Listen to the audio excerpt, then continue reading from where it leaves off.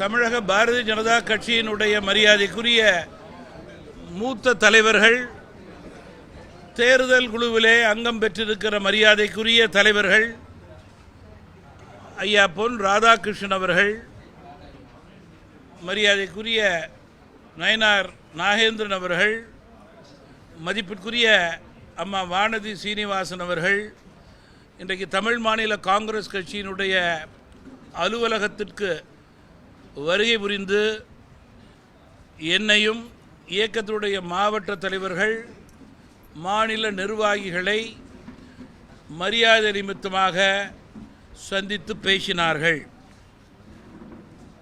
அவர்களுடைய வருகை நல்வருகை தமிழ் மாநில காங்கிரஸ் கட்சிக்கு மகிழ்ச்சியும் பெருமையும் ஏற்படுத்தியிருக்கிறது. தமிழ் மாநில காங்கிரஸ் கட்சி தேசிய ஜனநாயக கூட்டணியிலே பாரதிய ஜனதா கட்சியினுடைய தலைமையிலான கூட்டணியில் அங்கம் வகிக்கிறது. அந்த வகையில் பாரதிய ஜனதா கட்சியினுடைய மூத்த தலைவர்கள் அடங்கிய குழு இன்றைக்கு இங்கே வருகை புரிந்திருக்கிறது. இந்த முதல் சந்திப்பே ஆக்கப்பூர்வமான சந்திப்பாக அமைந்தது. தேர்தல் சம்பந்தமாக, தேர்தல் களப்பணி சம்பந்தமாக, வெற்றி யூகம் போன்றவற்றை பற்றி பொதுவாக இந்த சந்திப்பிலே பேசினோம்.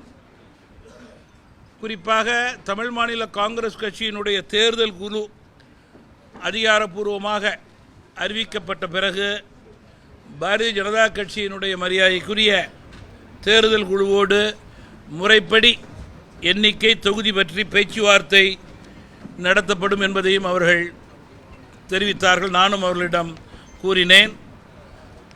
மேலும் 4, 5, 6 தேதிகளிலே சென்னையிலே தமாக அலுவலகத்தில் போட்டியிடுபவர்கள் விருப்பம் மற்றும் பெயர் தொகுதி குறித்து கூறலாம் என்பதையும் எங்களது இயக்கத்தின் சுற்றறிக்கையின் மூலம் மாவட்ட தலைவர்களுக்கும் மாநில நிர்வாகிகளுக்கும் தெரியப்படுத்தியிருக்கிறேன்.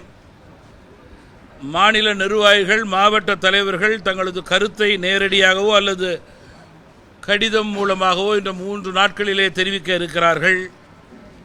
அதற்கு பிறகு பாரதிய ஜனதா கட்சியினுடைய தேர்தல் குழு தமிழ் மாநில காங்கிரஸ் கட்சியோடு எப்போது பேச வேண்டும் என்று கூறுகிறார்களோ அப்போது அவர்களோடு தமிழ் மாநில காங்கிரஸ் கட்சி தேர்தல் சம்பந்தமாக கூட்டணியினுடைய வேட்பாளர்கள் அதேபோல் தொகுதி எண்ணிக்கை குறித்து பேச இருக்கிறது. இந்தியாவில் பாஜகவினுடைய வெற்றி வாய்ப்பு அந்த கட்சியினுடைய மத்திய அரசினுடைய சாதனைகள் மூலமே தற்போது இந்தியாவிலே உறுதிப்பட்டிருக்கிறது.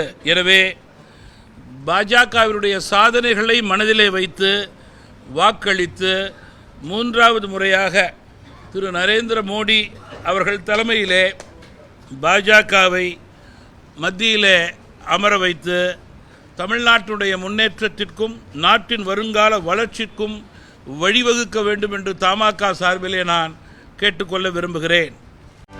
செய்திகளை உடனுக்குடனும் துல்லியமாகவும் தெரிந்து கொள்ள சப்ஸ்கிரைப் பண்ணுங்க.